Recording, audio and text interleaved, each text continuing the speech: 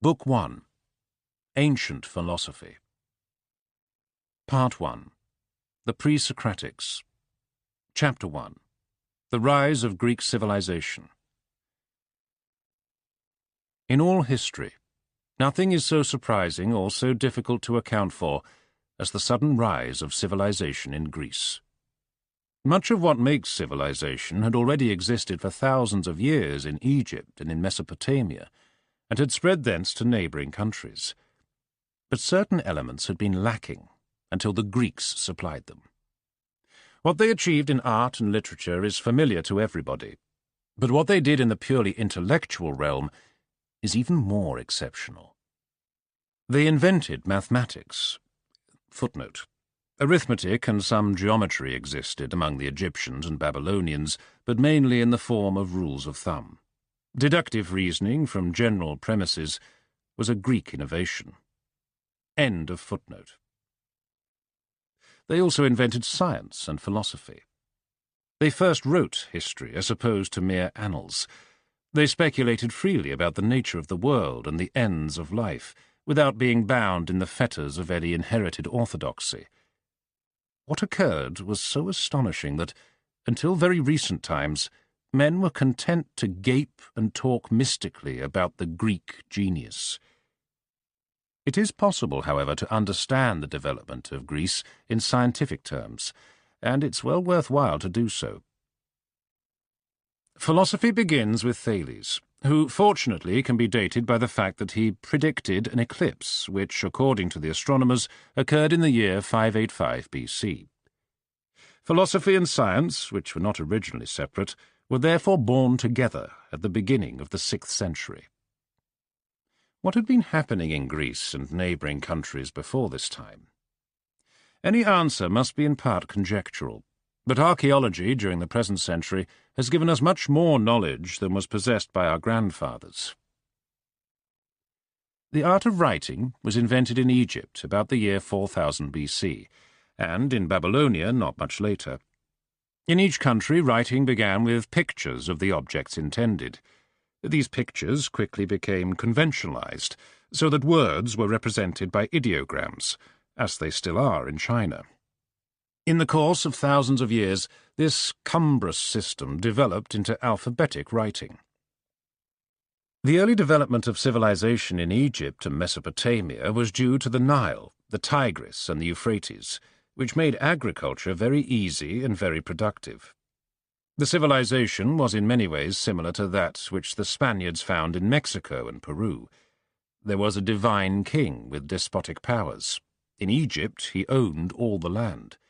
There was a polytheistic religion, with a supreme god to whom the king had a specially intimate relation. There was a military aristocracy, and also a priestly aristocracy. The latter was often able to encroach on the royal power if the king was weak or if he was engaged in a difficult war. The cultivators of the soil were serfs, belonging to the king, the aristocracy, or the priesthood. There was a considerable difference between Egyptian and Babylonian theology. The Egyptians were preoccupied with death, and believed that the souls of the dead descend into the underworld, where they are judged by Osiris according to the manner of their life on earth. They thought that the soul would ultimately return to the body. This led to mummification and to the construction of splendid tombs. The pyramids were built by various kings of the end of the 4th millennium BC and the beginning of the 3rd. After this time, Egyptian civilization became more and more stereotyped, and religious conservatism made progress impossible.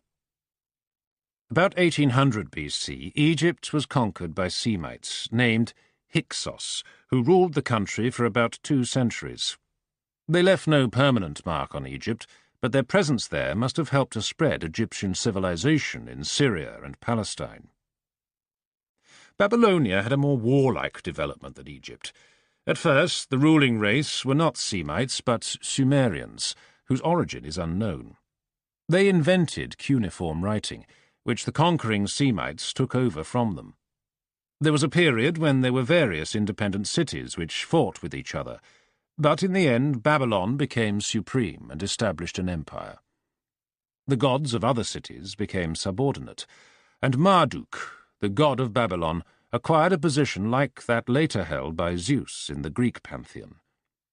The same sort of thing had happened in Egypt, but at a much earlier time. The religions of Egypt and Babylonia, like other ancient religions, were originally fertility cults. The earth was female, the sun male. The bull was usually regarded as an embodiment of male fertility, and bull gods were common. In Babylon, Ishtar, the earth goddess, was supreme among female divinities. Throughout Western Asia, the Great Mother was worshipped under various names. When Greek colonists in Asia Minor found temples to her, they named her Artemis and took over the existing cult. This is the origin of Diana of the Ephesians. Footnote. Diana was the Latin equivalent of Artemis. It is Artemis who is mentioned in the Greek Testament, where our translation speaks of Diana. End of footnote. Christianity transformed her into the Virgin Mary, and it was a council at Ephesus that legitimated the title Mother of God as applied to Our Lady. When a religion was bound up with the government of an empire, political motives did much to transform its primitive features. A god or goddess became associated with the state and had to give not only an abundant harvest, but victory in war. A rich priestly caste elaborated the ritual and the theology, and fitted together into a pantheon the several divinities of the component parts of the empire. Through association with government, the gods also became associated with morality. Lawgivers received their codes from a god. Thus a breach of the law became an impiety.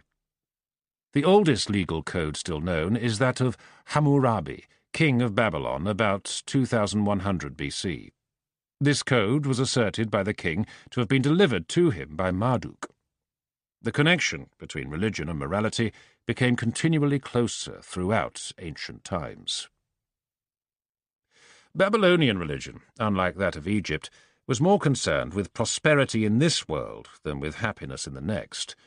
Magic, divination, and astrology, though not peculiar to Babylonia, were more developed there than elsewhere, and it was chiefly through Babylon that they acquired their hold on later antiquity. From Babylon come some things that belong to science. The division of the day into 24 hours, and of the circle into 360 degrees. Also the discovery of a cycle in eclipses, which enabled lunar eclipses to be predicted with certainty, and solar eclipses with some probability. This Babylonian knowledge, as we shall see, was acquired by Thales. The civilizations of Egypt and Mesopotamia were agricultural, and those of surrounding nations at first were pastoral. A new element came with the development of commerce, which was at first almost entirely maritime. Weapons, until about 1000 BC, were made of bronze, and nations which did not have the necessary metals on their own territory were obliged to obtain them by trade or piracy. Piracy was a temporary expedient, and where social and political conditions were fairly stable, commerce was found to be more profitable. In commerce, the island of Crete seems to have been the pioneer. For about 11 centuries, say from 2500 BC to 1400 BC, an artistically advanced culture called the Minoan existed in Crete. What survives of Cretan art gives an impression of cheerfulness and almost decadent luxury, very different from the terrifying gloom of Egyptian temples. Of this important civilization, almost nothing was known until the excavations of Sir Arthur Evans and others. It was a maritime civilization, in close touch with Egypt, except during the time of the Hyksos. From Egyptian pictures, it is evident that the very considerable commerce between Egypt and Crete was carried on by Cretan sailors. This commerce reached its maximum about 1500 BC. The Cretan religion appears to have had many affinities with the religions of Syria and Asia Minor, but in art there was more affinity with Egypt, though Cretan art was very original and amazingly full of life. The centre of the Cretan civilization was the so-called palace of Minos, at Knossos, of which memories lingered in the traditions of classical Greece. The palaces of Crete were very magnificent, but were destroyed about the end of the 14th century BC, probably by invaders from Greece. The chronology of Cretan history is derived from Egyptian objects found in Crete, and Cretan objects found in Egypt. Throughout, our knowledge is dependent on archaeological evidence. The Cretans worshipped a goddess, or perhaps several goddesses. The most indubitable goddess was the mistress of animals, who was a huntress, and probably the source of the classical Artemis. She or another was also a mother. The only male deity, apart from the master of animals, is her young son. There is some evidence of belief in an afterlife, in which, as in Egyptian belief, deeds on earth receive reward or retribution. But on the whole, the Cretans appear, from their art, to have been cheerful people, not much oppressed by gloomy superstitions. They were fond of bullfights, at which female as well as male toreadors performed amazing acrobatic feats. The bullfights were religious celebrations, and Sir Arthur Evans thinks that the performers belonged to the highest nobility. The surviving pictures are full of movement and realism. The Cretans had a linear script, but it has not been deciphered. At home they were peaceful, and their cities were unwalled. No doubt they were defended by sea power. Before the destruction of the Minoan culture, it spread about 1600 BC to the mainland of Greece, where it survived through gradual stages of degeneration until about 900 BC. This mainland civilization is called the Mycenaean. It is known through the tombs of kings, and also through fortresses on hilltops, which show more fear of war than had existed in Crete. Both tombs and fortresses remain to impress the imagination of classical Greece. The older art products in the palaces were either actually of Cretan workmanship or closely akin to those of Crete. The Mycenaean civilization, seen through a haze of legend, is that which is depicted in Homer. There's much uncertainty concerning the Mycenaeans. Did they owe their civilization to being conquered by the Cretans? Did they speak Greek, or were they an earlier indigenous race? No certain answer to these questions is possible, but on the whole it seems probable that they were conquerors who spoke Greek, and that at least the aristocracy consisted of fair-haired invaders from the north, who brought the Greek language with them. The Greeks came to Greece in 3 successive waves. First the Ionians, then the Achaeans, and last the Dorians. The Ionians appear, though conquerors, to have adopted the Cretan civilization pretty completely, as later the Romans adopted the civilization of Greece. But the Ionians were disturbed, and largely dispossessed, by their successors, the Achaeans. The Achaeans are known from the Hittite tablets found at Boghaz-Kui to have had a large organized empire in the 14th century BC. The Mycenaean civilization, which had been weakened by the warfare of the Ionians and Achaeans, was practically destroyed by the Dorians, the last Greek invaders. Whereas previous invaders had largely adopted the Minoan religion, the Dorians retained the original Indo-European religion of their ancestors. The religion of Mycenaean times, however, lingered on, especially in the lower classes, and the religion of classical Greece was a blend of the two. Although the above account seems probable, it must be remembered that we do not know whether the Mycenaeans were Greeks or not. What we do know is that their civilization decayed, that about the time when it ended, iron superseded bronze, and that for some time sea supremacy passed the Phoenicians. Both during the later part of the Mycenaean age and after its end, some of the invaders settled down and became agriculturists, while some pushed on, first into the islands and Asia Minor, then into Sicily and southern Italy, where they founded cities that lived by maritime commerce. It was in these maritime cities that the Greeks first made qualitatively new contributions to civilization. The supremacy of Athens came later, and was equally associated, when it came, with naval power. The mainland of Greece is mountainous and largely infertile. But there are many fertile valleys with easy access to the sea, but cut off by the mountains from easy land communication with each other. In these valleys, little separate communities grew up, living by agriculture, and centring round a town, generally close to the sea. In such circumstances, it was natural that, as soon as the population of any community grew too great for its internal resources, those who could not live on the land should take to seafaring. The cities of the mainland founded colonies, often in places where it was much easier to find subsistence than it had been at home.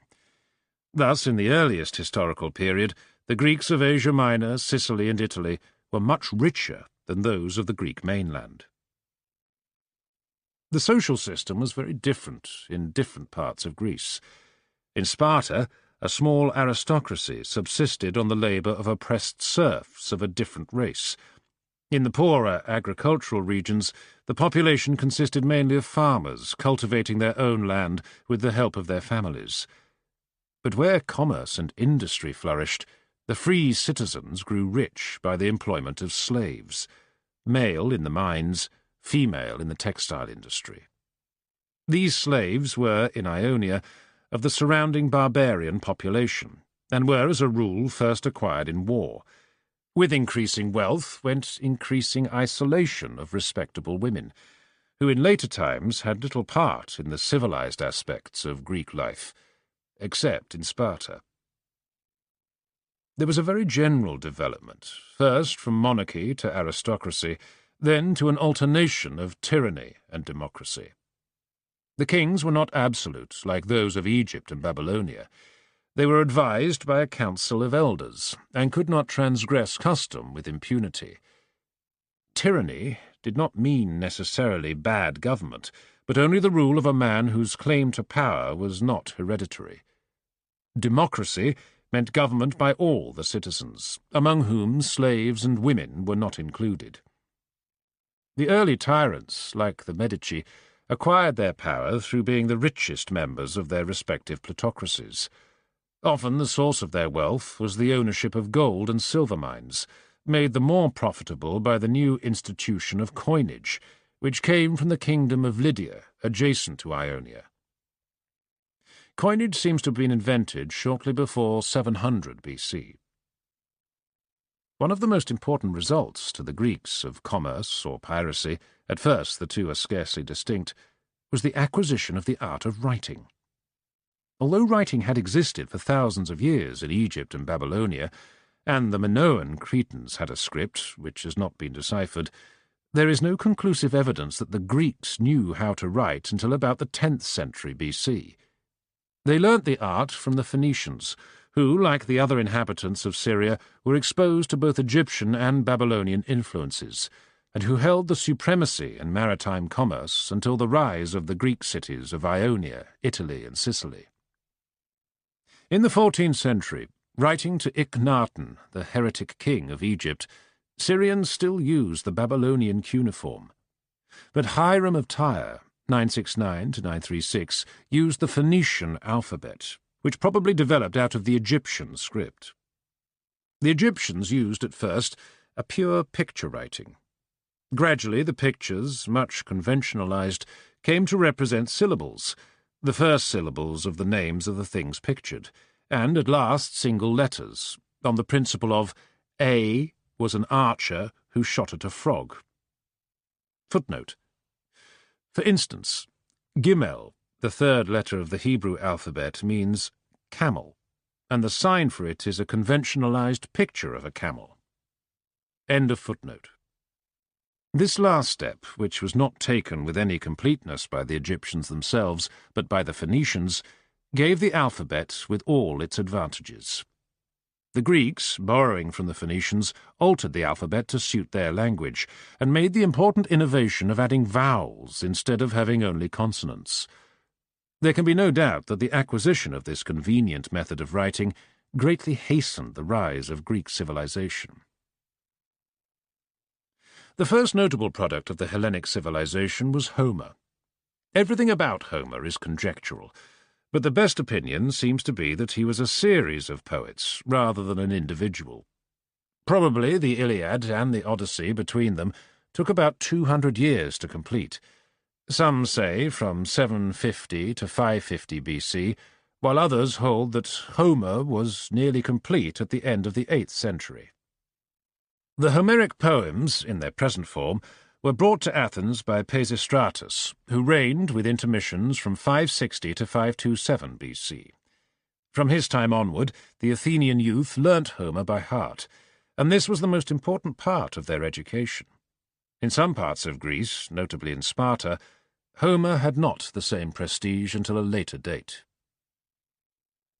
The Homeric poems, like the courtly romances of the later Middle Ages, represent the point of view of a civilized aristocracy, which ignores as plebeian various superstitions that are still rampant among the populace.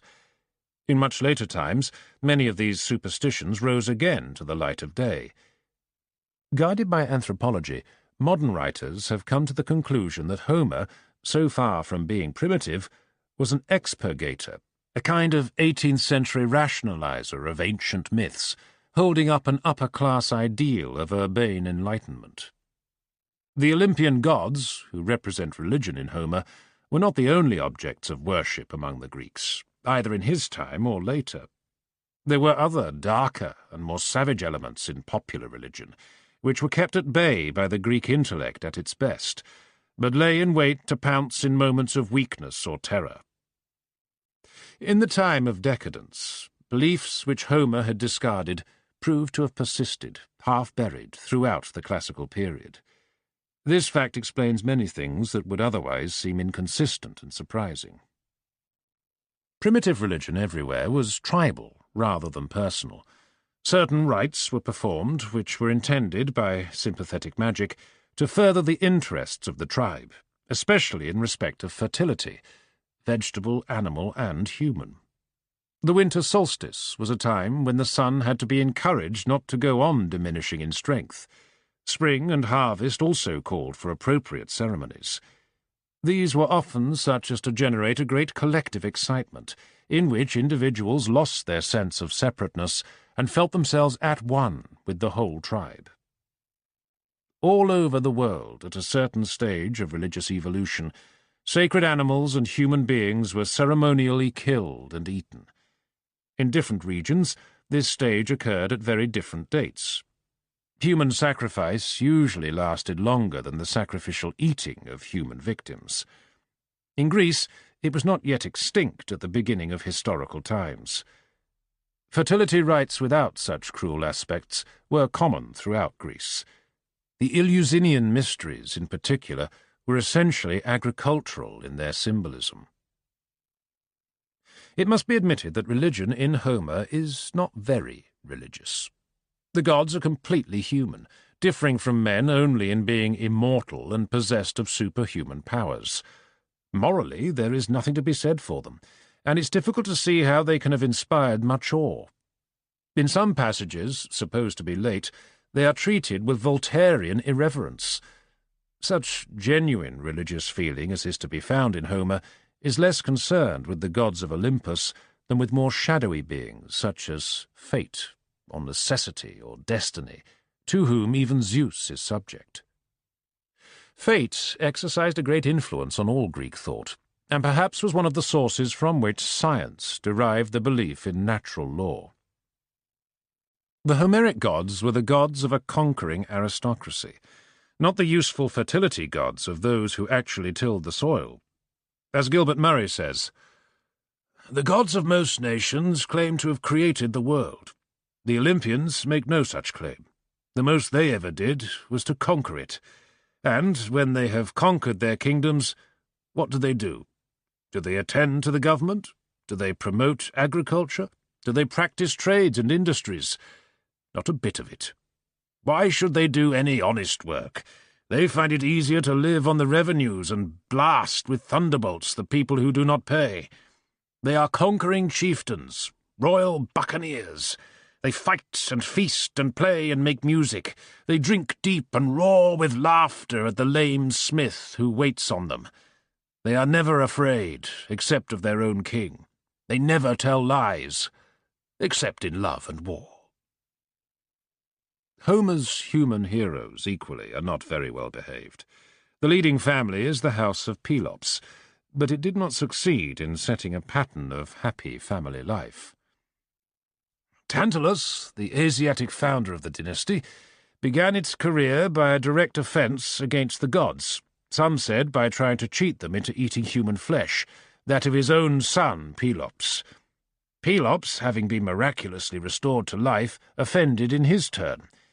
He won his famous chariot race against Oenomaus, king of Pisa, by the connivance of the latter's charioteer, Metellus, and then got rid of his confederate, whom he had promised to reward, by flinging him into the sea. The curse descended to his sons, Atreus and Thyestes, in the form of what the Greeks called ate, a strong, if not actually irresistible impulse to crime. Thyestes corrupted his brother's wife, and thereby managed to steal the luck of the family, the famous golden-fleeced ram. Atreus, in turn, secured his brother's banishment, and, recalling him under pretext of a reconciliation, feasted him on the flesh of his own children. The curse was now inherited by Atreus's son Agamemnon, who offended Artemis by killing a sacred stag, sacrificed his own daughter Iphigenia to appease the goddess, and obtain a safe passage to Troy for his fleet, and was in his turn murdered by his faithless wife Clytemnestra and her paramour Aegisthus, a surviving son of Thyestes. Orestes, Agamemnon's son, in turn avenged his father by killing his mother and Aegisthus. Homer, as a finished achievement, was a product of Ionia, i.e., of a part of Hellenic Asia Minor and the adjacent islands. Sometime during the 6th century at latest, the Homeric poems became fixed in their present form. It was also during this century that Greek science and philosophy and mathematics began. At the same time, events of fundamental importance were happening in other parts of the world. Confucius, the Buddha, and Zoroaster, if they existed, probably belonged to the same century. In the middle of the century, the Persian Empire was established by Cyrus. Towards its close, the Greek cities of Ionia, to which the Persians had allowed a limited autonomy, made a fruitless rebellion, which was put down by Darius, and their best men became exiles. Several of the philosophers of this period were refugees, who wandered from city to city in the still unenslaved parts of the Hellenic world, spreading the civilization that until then had been mainly confined to Ionia. They were kindly treated in their wanderings. Xenophanes, who flourished in the later part of the 6th century, and who was one of the refugees, says, "This is the sort of thing we should say by the fireside in the winter-time, as we lie on soft couches after a good meal, drinking sweet wine and crunching chickpeas. Of what country are you? And how old are you, good sir? And how old were you when the Mede appeared?" The rest of Greece succeeded in preserving its independence at the battles of Salamis and Plataea, after which Ionia was liberated for a time. Greece was divided into a large number of small independent states, each consisting of a city with some agricultural territory surrounding it. The level of civilization was very different in different parts of the Greek world, and only a minority of cities contributed to the total of Hellenic achievement. Sparta, of which I shall have much to say later, was important in a military sense, but not culturally. Corinth was rich and prosperous, a great commercial centre, but not prolific in great men. Then there were purely agricultural rural communities, such as the proverbial Arcadia, which townsmen imagined to be idyllic, but which really was full of ancient barbaric horrors. The inhabitants worshipped Hermes and Pan, and had a multitude of fertility cults, in which, often, a mere square pillar did duty in place of a statue of the god. The goat was the symbol of fertility, because the peasants were too poor to possess bulls. When food was scarce, the statue of Pan was beaten. Similar things are still done in remote Chinese villages. There was a clan of supposed werewolves, associated probably with human sacrifice and cannibalism. It was thought that whoever tasted the flesh of a sacrificed human victim became a werewolf. There was a cave sacred to Zeus Lycaeus, the wolf Zeus. In this cave no one had a shadow, and whoever entered it died within a year. All this superstition was still flourishing in classical times. Pan, whose original name was Paeon, meaning the feeder or shepherd, acquired his better-known title, interpreted as meaning the all-god, when his worship was adopted by Athens in the 5th century after the Persian War. There was, however, in ancient Greece, much that we can feel to have been religion as we understand the term. This was connected not with the Olympians, but with Dionysus, or Bacchus, whom we think of most naturally as the somewhat disreputable god of wine and drunkenness. The way in which, out of his worship, there arose a profound mysticism, which greatly influenced many of the philosophers, and even had a part in shaping Christian theology, is very remarkable, and must be understood by anyone who wishes to study the development of Greek thought. Dionysus, or Bacchus, was originally a Thracian god. The Thracians were very much less civilized than the Greeks, who regarded them as barbarians. Like all primitive agriculturists, they had fertility cults, and a god who promoted fertility. His name was Bacchus. It was never quite clear whether Bacchus had the shape of a man or of a bull. When they discovered how to make beer, they thought intoxication divine, and gave honour to Bacchus. When later they came to know the vine and to learn to drink wine, they thought even better of him. His functions in promoting fertility in general became somewhat subordinate to his functions in relation to the grape and the divine madness produced by wine. At what date his worship migrated from Thrace to Greece is not known, but it seems to have been just before the beginning of historical times. The cult of Bacchus was met with hostility by the Orthodox, but nevertheless it established itself. It contained many barbaric elements, such as tearing wild animals to pieces and eating the whole of them raw. It had a curious element of feminism. Respectable matrons and maids, in large companies, would spend whole nights on the bare hills in dances which stimulated ecstasy, and in an intoxication, perhaps partly alcoholic, but mainly mystical. Husbands found the practice annoying, but did not dare to oppose religion. Both the beauty and the savagery of the cult are set forth in the Bacchae of Euripides. The success of Bacchus in Greece is not surprising. Like all communities that have been civilized quickly, the Greeks, or at least a certain proportion of them, developed a love of the primitive and a hankering after a more instinctive and passionate way of life than that sanctioned by current morals. To the man or woman who, by compulsion, is more civilized in behavior than in feeling, rationality is irksome, and virtue is felt as a burden and a slavery. This leads to a reaction in thought, in feeling, and in conduct. It is the reaction in thought that will specially concern us, but something must first be said about the reaction in feeling and conduct. The civilized man is distinguished from the savage mainly by prudence, or, to use a slightly wider term, forethought.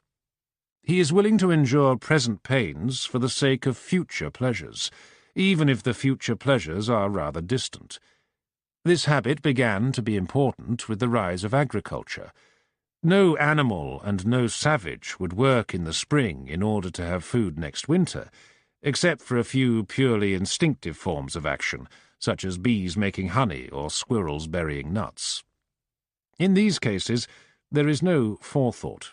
There is a direct impulse to an act which, to the human spectator, is obviously going to prove useful later on. True forethought only arises when a man does something towards which no impulse urges him, because his reason tells him that he will profit by it at some future date. Hunting requires no forethought, because it is pleasurable, but tilling the soil is labour, and cannot be done from spontaneous impulse.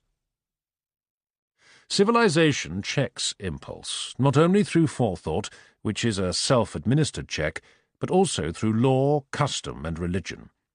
This check it inherits from barbarism, but it makes it less instinctive and more systematic. Certain acts are labelled criminal and are punished. Certain others, though not punished by law, are labelled wicked, and expose those who are guilty of them to social disapproval.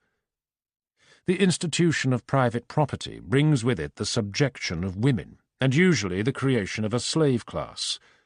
On the one hand, the purposes of the community are enforced upon the individual, and, on the other hand, the individual, having acquired the habit of viewing his life as a whole, increasingly sacrifices his present to his future. It's evident that this process can be carried too far, as it is, for instance, by the miser. But without going to such extremes, prudence may easily involve the loss of some of the best things in life. The worshipper of Bacchus reacts against prudence. In intoxication, physical or spiritual, he recovers an intensity of feeling which prudence had destroyed. He finds the world full of delight and beauty, and his imagination is suddenly liberated from the prison of everyday preoccupations. The Bacchic ritual produced what was called enthusiasm, which means, etymologically, having the god enter into the worshipper, who believed that he became one with the god. Much of what is greatest in human achievement involves some element of intoxication, some sweeping away of prudence by passion. Footnote: I mean mental intoxication, not intoxication by alcohol. End of footnote. Without the Bacchic element, life would be uninteresting. With it, it is dangerous. Prudence versus passion is a conflict that runs through history. It is not a conflict in which we ought to side wholly with either party. In the sphere of thought, sober civilization is roughly synonymous with science. But science, unadulterated, is not satisfying. Men need also passion and art and religion. Science may set limits to knowledge, but should not set limits to imagination. Among Greek philosophers, as among those of later times, there were those who were primarily scientific, and those who were primarily religious. The latter owed much, directly or indirectly, to the religion of Bacchus. This applies especially to Plato, and through him to those later developments which were ultimately embodied in Christian theology. The worship of Bacchus in its original form was savage, and in many ways repulsive. It was not in this form that it influenced the philosophers, but in the spiritualized form attributed to Orpheus, which was ascetic and substituted mental for physical intoxication. Orpheus is a dim but interesting figure. Some hold that he was an actual man, others that he was a god or an imaginary hero. Traditionally, he came from Thrace, like Bacchus, but it seems more probable that he, or the movement associated with his name, came from Crete. It is certain that Orphic doctrines contain much that seems to have its first source in Egypt, and it was chiefly through Crete that Egypt influenced Greece. Orpheus is said to have been a reformer who was torn to pieces by frenzied Maenads actuated by Bacchic orthodoxy. His addiction to music is not so prominent in the older forms of the legend as it became later. Primarily, he was a priest and a philosopher. Whatever may have been the teaching of Orpheus, if he existed, the teaching of the Orphics is well known. They believed in the transmigration of souls. They taught that the soul hereafter might achieve eternal bliss or suffer eternal or temporary torment according to its way of life here on earth. They aimed at becoming pure, partly by ceremonies of purification, partly by avoiding certain kinds of contamination. The most orthodox among them abstain from animal food, except on ritual occasions when they ate it sacramentally. Man, they held, is partly of earth, partly of heaven. By a pure life, the heavenly part is increased and the earthly part diminished. In the end, a man may become one with Bacchus, and is called a Bacchus. There was an elaborate theology, according to which Bacchus was twice born, once of his mother Semele, and once from the thigh of his father Zeus. There are many forms of the Bacchus myth. In one of them, Bacchus is the son of Zeus and Persephone. While still a boy, he is torn to pieces by Titans, who eat his flesh, all but the heart. Some say that the heart was given by Zeus to Semele, others that Zeus swallowed it. In either case, it gave rise to the second birth of Bacchus.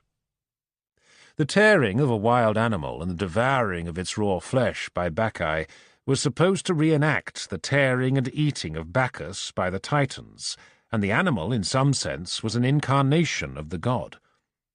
The Titans were earthborn, but after eating the god they had a spark of divinity. So man is partly of earth, partly divine, and Bacchic rites sought to make him more nearly completely divine. Euripides puts a confession into the mouth of an Orphic priest, which is instructive. "Lord of Europa's Tyrian line, Zeus-born, who holdest at thy feet the 100 citadels of Crete, I seek to thee from that dim shrine, roofed by the quick and carven beam, by Caleb's steel and wide bull's blood, in flawless joints of cypress wood made steadfast. There, in one pure stream my days have run, the servant I, initiate, of Idaean Jove, where midnight's Zagreus roves, I rove. I have endured his thunder cry, fulfilled his red and bleeding feasts, held the great mother's mountain flame. I am set free and named by name a Bacchus of the mailed priests. Robed in pure white, I have borne me clean from man's vile birth and coffined clay, and exiled from my lips alway touch of all meat where life hath been." Orphic tablets have been found in tombs, giving instructions to the soul of the dead person as to how to find his way in the next world, and what to say in order to prove himself worthy of salvation. They are broken and incomplete. The most nearly complete, the Petilia tablet, is as follows. "Thou shalt find on the left of the house of Hades a wellspring, and by the side thereof standing a white cypress. To this wellspring approach not near, but thou shalt find another by the lake of memory, cold water flowing forth, and there are guardians before it. Say, I am a child of earth and of starry heaven, but my race is of heaven alone. This ye know yourselves, and lo, I am parched with thirst, and I perish. Give me quickly the cold water flowing forth from the lake of memory. And of themselves they will give thee to drink from the holy wellspring. And thereafter, among the other heroes, thou shalt have lordship." Another tablet says, "Hail, thou who hast suffered the suffering! Thou art become God from man." And yet in another, "Happy and blessed one, thou shalt be God instead of mortal." The wellspring of which the soul is not to drink is Lethe, which brings forgetfulness. The other wellspring is mnemosyne, remembrance. The soul in the next world, if it is to achieve salvation, is not to forget, but, on the contrary, to acquire a memory surpassing what is natural. The Orphics were an ascetic sect. Wine to them was only a symbol, as later in the Christian sacrament. The intoxication that they sought was that of enthusiasm, of union with the god. They believed themselves, in this way, to acquire mystic knowledge not obtainable by ordinary means. This mystical element entered into Greek philosophy with Pythagoras, who was a reformer of Orphism, as Orpheus was a reformer of the religion of Bacchus. From Pythagoras, Orphic elements entered into the philosophy of Plato, and from Plato into most later philosophy that was in any degree religious. Certain definitely Bacchic elements survived wherever Orphism had influence. One of these was feminism, of which there was much in Pythagoras, and which in Plato went so far as to claim complete political equality for women. "Women as a sex," says Pythagoras, "are more naturally akin to piety." Another Bacchic element was respect for violent emotion. Greek tragedy grew out of the rites of Dionysus. Euripides especially honoured the two chief gods of Orphism, Bacchus and Eros. He has no respect for the coldly self-righteous, well-behaved man, who, in his tragedies, is apt to be driven mad or otherwise brought to grief by the gods in resentment of his blasphemy. The conventional tradition concerning the Greeks is that they exhibited an admirable serenity, which enabled them to contemplate passion from without, perceiving whatever beauty it exhibited, but themselves calm and Olympian. This is a very one-sided view. It is true, perhaps, of Homer, Sophocles, and Aristotle, but it is emphatically not true of those Greeks who were touched, directly or indirectly, by Bacchic or Orphic influences. At Eleusis, where the Eleusinian mysteries formed the most sacred part of Athenian state religion, a hymn was sung, saying, "With thy wine-cup waving high, with thy maddening revelry, to Eleusis' flowery vale comest thou, Bacchus, paean hail."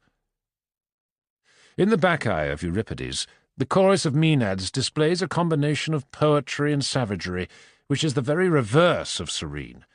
They celebrate the delight in tearing a wild animal limb from limb and eating it raw then and there. "O glad, glad on the mountains to swoon in the race outworn, when the holy fawn-skin clings and all else sweeps away, to the joy of the quick red fountains, the blood of the hill-goat torn, the glory of wild beast ravenings, where the hilltop catches the day. To the Phrygian, Lydian mountains, 'tis Bromios leads the way." Bromios was another of the many names of Bacchus. The dance of the Maenads on the mountainside was not only fierce, it was an escape from the burdens and cares of civilization into the world of non-human beauty and the freedom of wind and stars. In a less frenzied mood they sing, "Will they ever come to me ever again? The long, long dances, on through the dark till the dim stars wane. Shall I feel the dew on my throat and the stream of wind in my hair? Shall our white feet gleam in the dim expanses? O feet of the fawn to the greenwood fled, alone in the grass and the loveliness, leap of the hunted no more in dread, beyond the snares and the deadly press. Yet a voice still in the distance sounds, a voice and a fear and a haste of hounds, O wildly labouring, fiercely fleet, onward yet by river and glen. Is it joy or terror, ye storm-swift feet? To the dear lone lands untroubled of men, where no voice sounds, and amid the shadowy green, the little things of the woodland live unseen." Before repeating that the Greeks were serene, try to imagine the matrons of Philadelphia behaving in this manner, even in a play by Eugene O'Neill. The Orphic is no more serene than the unreformed worshipper of Bacchus. To the Orphic, life in this world is pain and weariness. We are bound to a wheel which turns through endless cycles of birth and death. Our true life is of the stars, but we are tied to earth. Only by purification and renunciation and an ascetic life can we escape from the wheel and attain at last to the ecstasy of union with God. This is not the view of men to whom life is easy and pleasant. It is more like the Negro spiritual. I'm going to tell God of all my troubles when I get home. Not all of the Greeks, but a large proportion of them, were passionate, unhappy, at war with themselves, driven along one road by the intellect and along another by the passions, with the imagination to conceive heaven and the wilful self-assertion that creates hell. They had a maxim, nothing too much, but they were in fact excessive in everything, in pure thought, in poetry, in religion, and in sin. It was the combination of passion and intellect that made them great, while they were great. Neither alone would have transformed the world for all future time as they transformed it. Their prototype in mythology is not Olympian Zeus, but Prometheus, who brought fire from heaven and was rewarded with eternal torment. If taken as characterizing the Greeks as a whole, however, what has just been said would be as one-sided as the view that the Greeks were characterized by serenity. There were, in fact, two tendencies in Greece, one passionate, religious, mystical, otherworldly, the other cheerful, empirical, rationalistic, and interested in acquiring knowledge of a diversity of facts. Herodotus represents this latter tendency. So do the earliest Ionian philosophers. So, up to a point, does Aristotle. Belloc, after describing Orphism, says, "But the Greek nation was too full of youthful vigour for the general acceptance of a belief which denies this world and transfers real life to the beyond. Accordingly, the Orphic doctrine remained confined to the relatively narrow circle of the initiate, without acquiring the smallest influence on the state religion, not even in communities which, like Athens, had taken up the celebration of the mysteries into the state ritual and placed it under legal protection. A full millennium was to pass before these ideas, in a quite different theological dress it is true, achieved victory in the Greek world." It would seem that this is an overstatement, particularly as regards the Eleusinian mysteries, which were impregnated with Orphism. Broadly speaking, those who were of a religious temperament turned to Orphism, while rationalists despised it. One might compare its status to that of Methodism in England in the late 18th and early 19th centuries. We know more or less what an educated Greek learnt from his father, but we know very little of what in his earliest years he learnt from his mother, who was, to a great extent, shut out from the civilization in which the men took delight. It seems probable that educated Athenians, even in the best period, however rationalistic they may have been in their explicitly conscious mental processes, retained from tradition and from childhood a more primitive way of thinking and feeling, which was always liable to prove victorious in times of stress. For this reason, no simple analysis of the Greek outlook is likely to be adequate. The influence of religion, more particularly of non-Olympian religion, on Greek thought, was not adequately recognized until recent times. A revolutionary book, Jane Harrison's Prolegomena to the Study of Greek Religion, emphasized both the primitive and the Dionysiac elements in the religion of ordinary Greeks.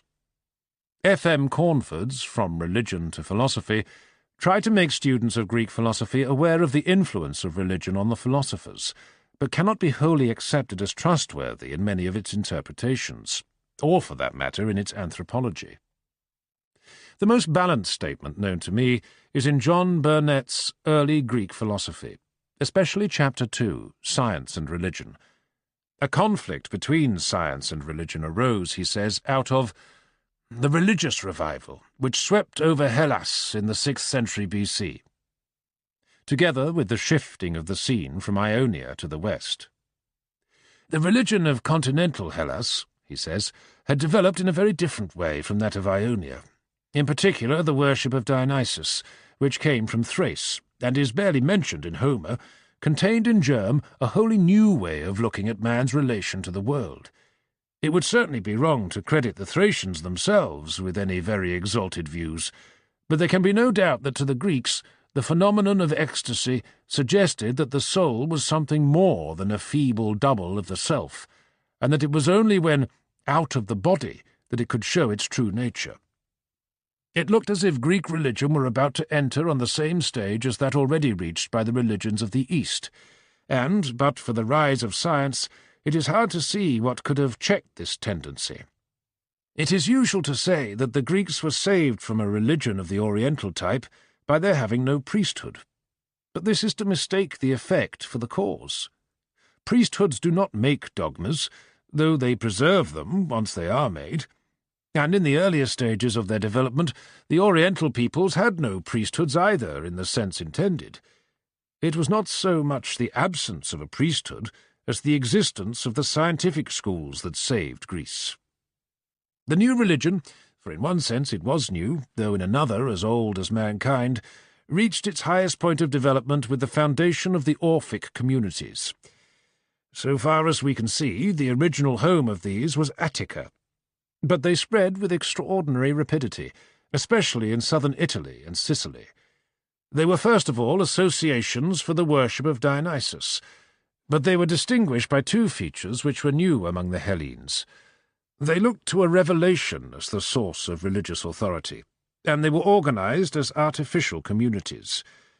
The poems which contained their theology were ascribed to the Thracian Orpheus, who had himself descended into Hades, and was therefore a safe guide through the perils which beset the disembodied soul in the next world. Burnet goes on to state that there is a striking similarity between Orphic beliefs and those prevalent in India at about the same time, though he holds that there cannot have been any contact. He then comes on to the original meaning of the word orgy, which was used by the Orphics to mean sacrament, and was intended to purify the believer's soul and enable it to escape from the wheel of birth. The Orphics, unlike the priests of Olympian cults, founded what we may call churches, i.e., religious communities to which anybody, without distinction of race or sex, could be admitted by initiation, and from their influence arose the conception of philosophy as a way of life.